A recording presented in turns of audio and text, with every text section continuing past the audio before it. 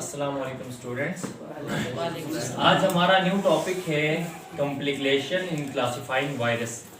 देखिए, हमने बहुत सारे किंगडम बनाए, उनकी सिमिलरिटीज़ और डिससिमिलरिटीज़ के हिसाब से बाद में कुछ लिविंग ऑर्गेनिज्म ऐसे थे जैसे वायरस वगैरह, इनको क्लासिफाई करना थोड़ा साइंटिस्ट के लिए क्या हो गई, प्रॉब्लम हो गई।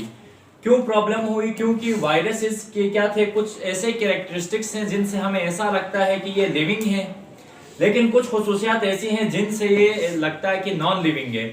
तो इसलिए साइंटिस्ट को बहुत प्रॉब्लम हुई। तो पहले हम देखते हैं कि भाई इनके कौन से कैरेक्टरिस्टिक्स हैं जिनकी वजह से इनको लिविंग ऑर्गेनिज्म कंसिडर करते हैं।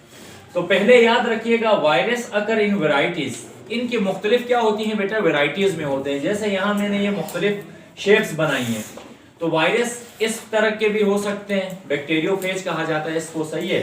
तो बेकोमोज़ेक वायरस, वायरस की मुख्तलिफ शेप्स हैं।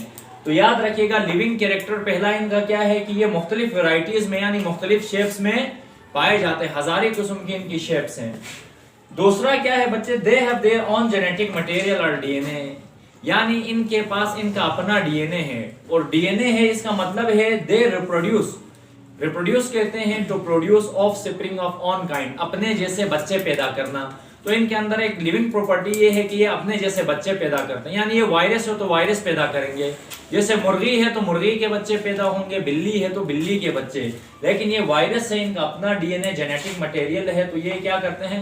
और एक खास बात याद रखिएगा, ये होस्ट के अंदर बच्चे पैदा करते हैं। होस्ट किसे कहते हैं, यानी ये जिस लिविंग ऑर्गेनिज्म के अंदर पाए जाते हैं, चाहे वो किसी एनिमल के अंदर हैं, प्लांट के अंदर हैं या इंसान के अंदर हैं, तो उसके अंदर बैठ के अपने बच्चे क्या करेंगे, ये पैदा करते हैं। तो होस्ट के अंदर ये रिप्रोड्यूस करते हैं। और लास्ट क्या है, ये वायरसेस डिजीजेस भी कॉज करते हैं, जिनकी वजह से इनको क्या कंसिडर्ड किया जाता है, लिविंग।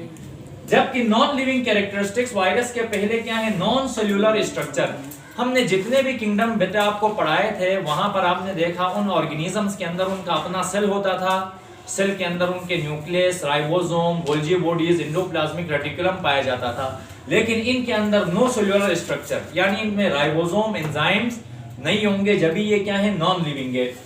और इट कैन बी क्रिस्टलाइज्ड, इनको हम क्या कर सकते हैं, क्रिस्टल बना के इनको बॉटल्स के अंदर स्टोर कर सकते हैं। इस वजह से ये क्या है, नॉन लिविंग है। दे डो नॉट रिस्पायर, ये रिस्पायर भी नहीं कर सकते। और सबसे लास्ट क्या चीज है, जो ही ये होस्ट से बाहर आते हैं, ये क्या हो जाते हैं, इनएक्टिव हो जाते हैं और नॉन लिविंग होते हैं। इसी वजह से इनको क्या कंसिडर किया जाता है, नॉन लिविंग कंसिडर किया जाता है।